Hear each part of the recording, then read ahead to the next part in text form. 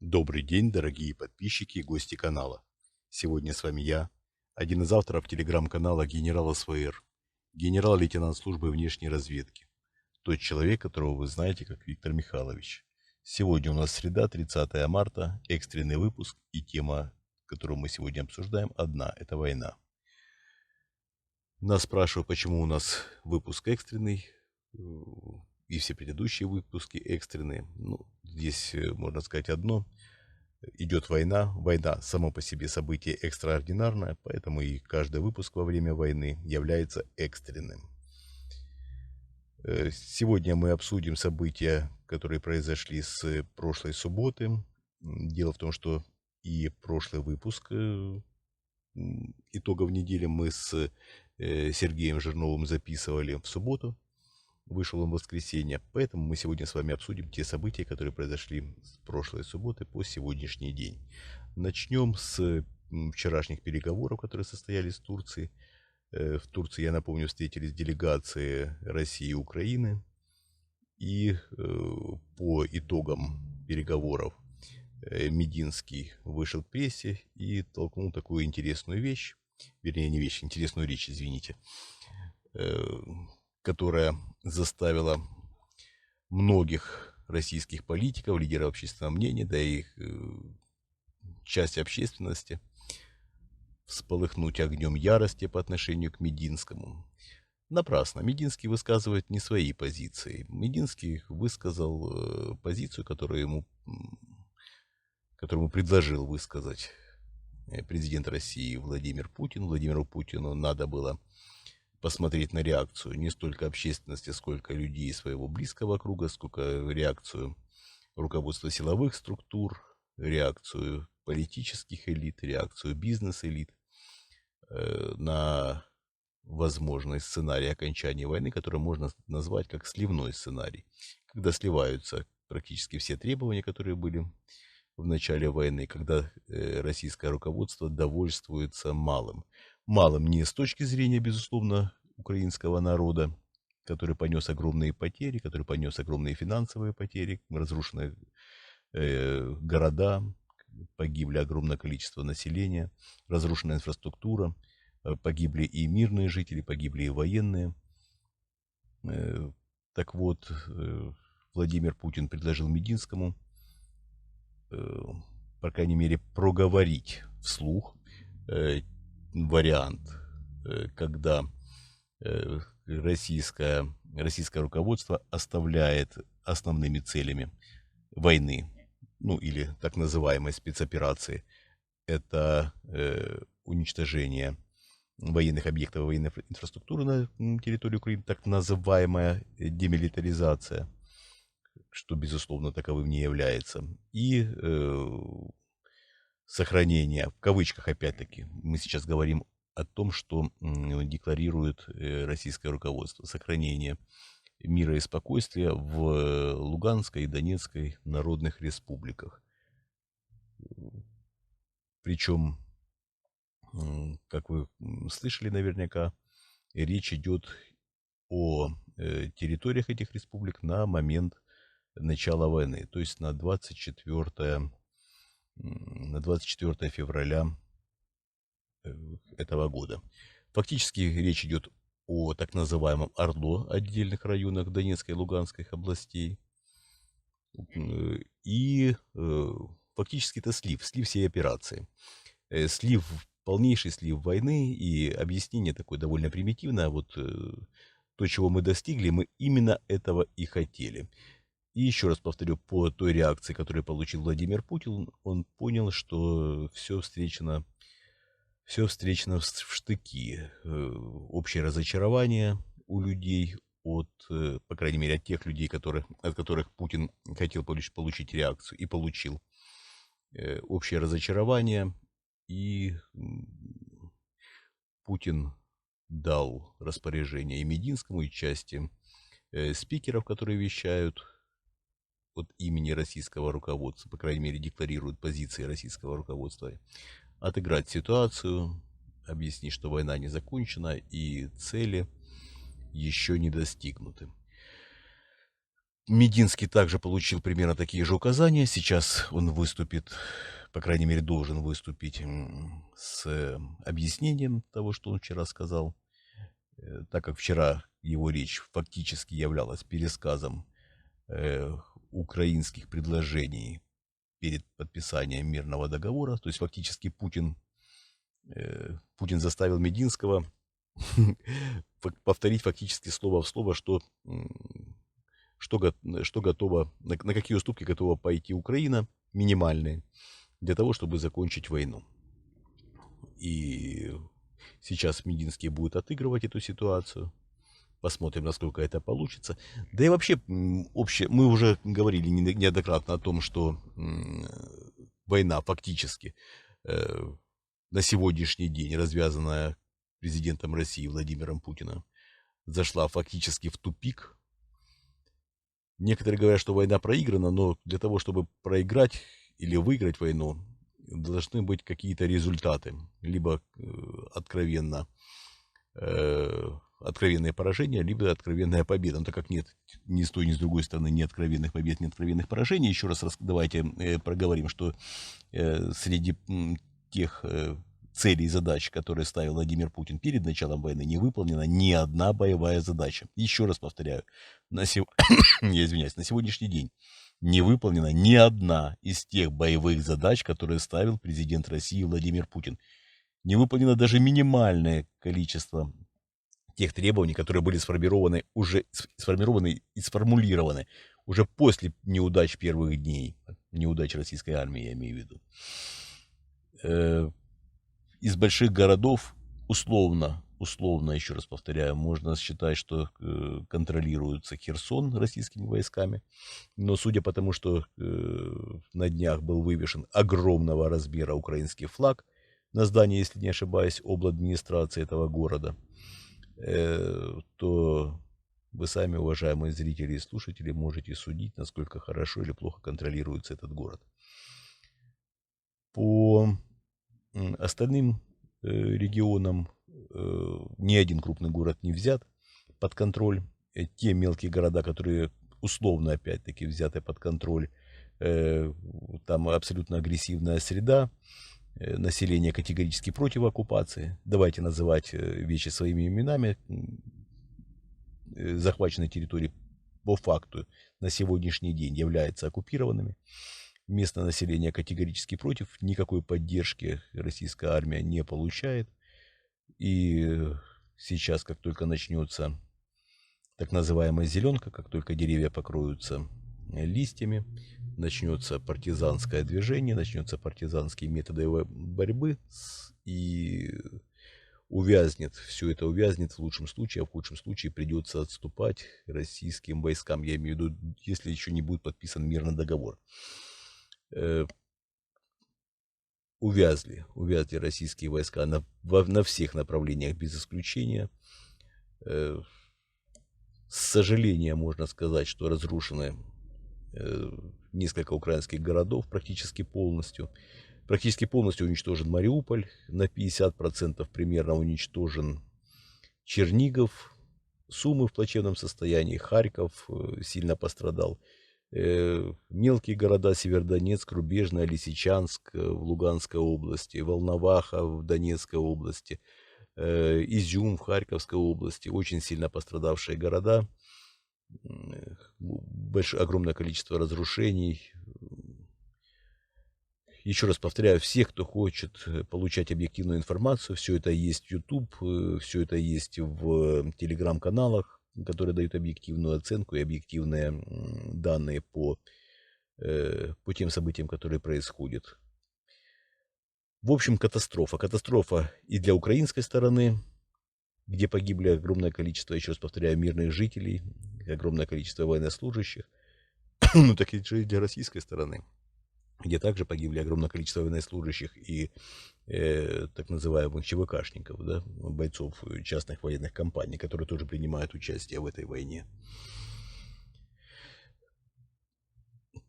К этой катастрофе привел лично Владимир Путин, и на нем основная ответственность за все случившееся.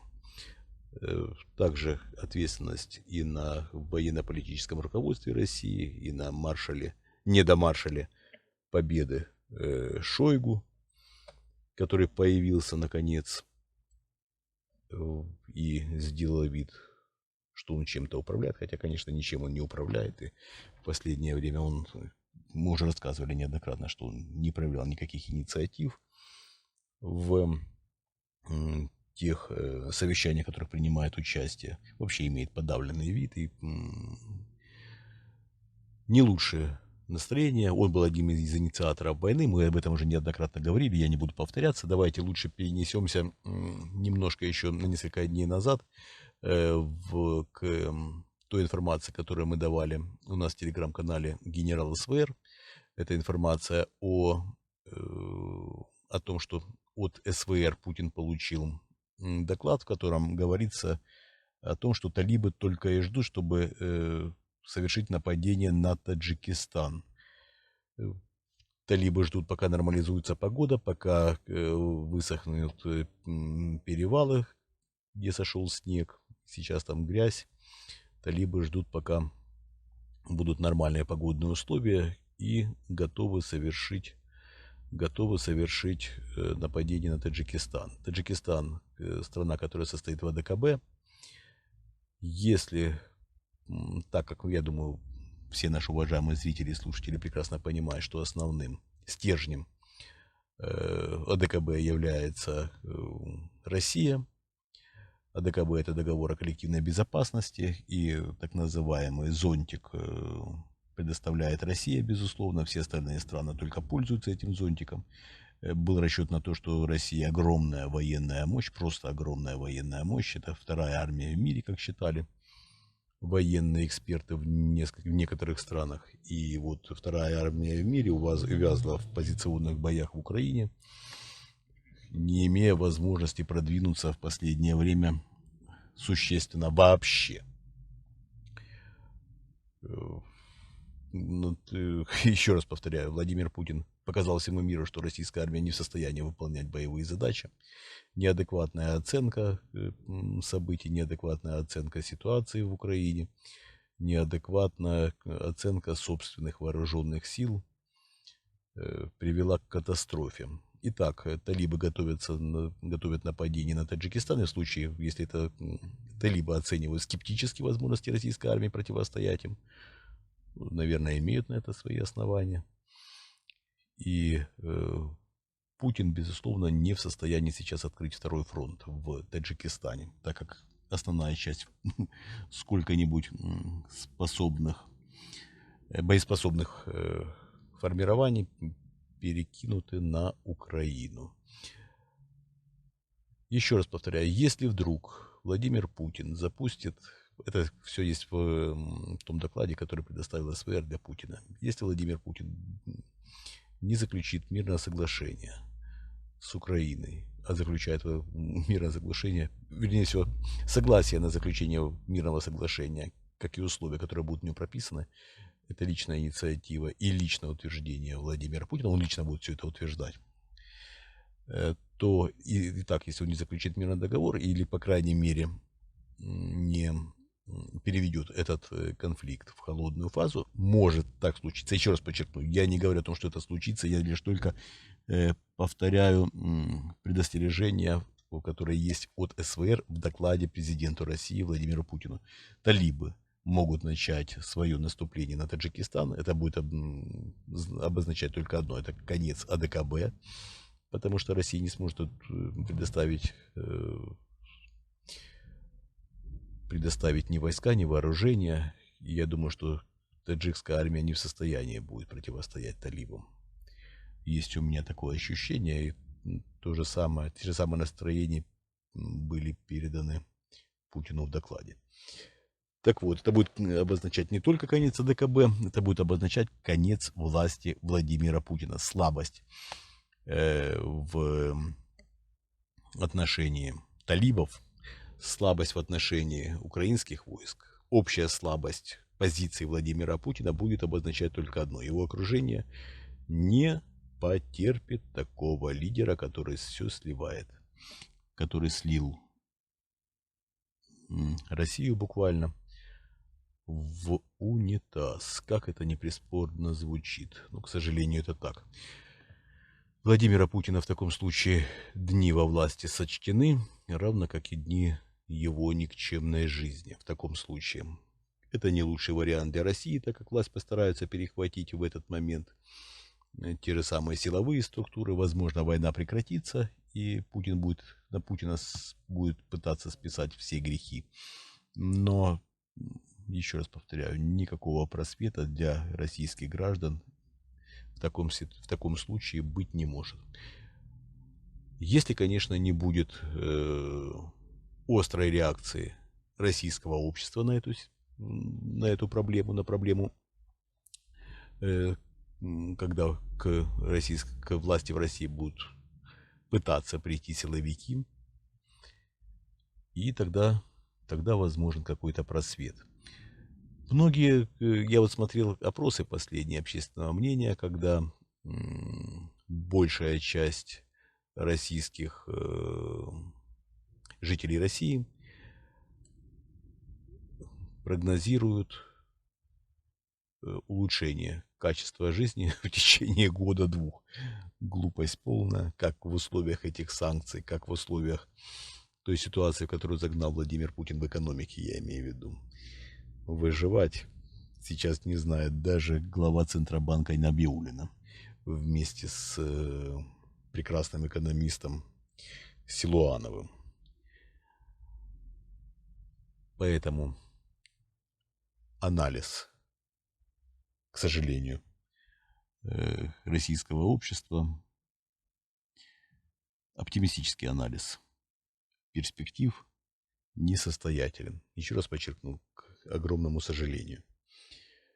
Нужны кардинальные перемены. Мы готовим эти перемены. Мы готовим большую политическую программу. Мы готовим большие изменения в политической жизни России. Мы готовим устранение президента России Владимира Путина. Мы готовы создать такие условия, когда российская власть отречется от Владимира Путина, когда в России пройдут честные демократические выборы при участии уважаемых во всем мире структур международных, которые будут следить за тем, чтобы в России выборы были честными, демократическими, и были соблюдены все процедуры демократические и права всех граждан России при голосовании. Будет выбрана новая российская власть, которая будет представлять интересы народа России. Только в этом случае, мы полагаем, могут быть изменения. Так, на этом все. Если поддерживаете нас, в описании к этому ролику есть наш Patreon. Ссылка на наш Patreon. Там довольно простой алгоритм. Подписывайтесь. Если есть желание помочь нам через криптовалютные кошельки, в описании к этому ролику указаны также наши криптовалютные кошельки. И есть кнопка «Спонсировать», если вы смотрите нас на нашем канале, YouTube-канале Генерал СВР. Кнопка «Спонсировать» находится рядом с кнопкой «Подписаться». К сожалению, для российских наших зрителей и слушателей возможна поддержка нас исключительно через криптовалютные кошельки. Также не забываем поставить лайк под этим видео. Мы открыли комментарии. Комментируйте, обсуждайте.